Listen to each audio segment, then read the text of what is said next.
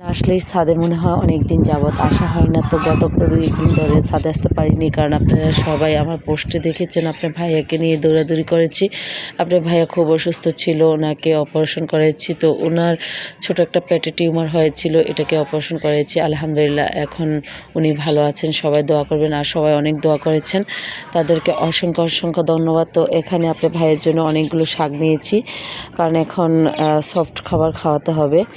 তো শাকের মধ্যে এই যে দেখতে পাচ্ছেন, এই শাকগুলো হচ্ছে মানে গাছের নিচে অগাছালো মতো হয়ে যায়। তো এগুলো কিছুদিন পর পরে আমি আলু কিংবা হচ্ছে রসুন বেশি দিয়ে রান্না করি, এটা খেতে ভীষণ মজা হয়।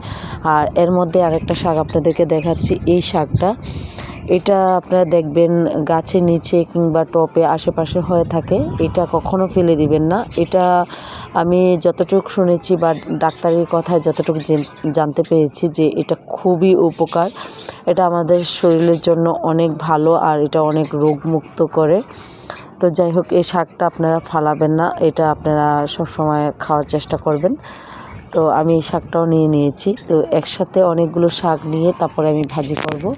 এই শাকগুলো আসলেই অনেক টেস্ট।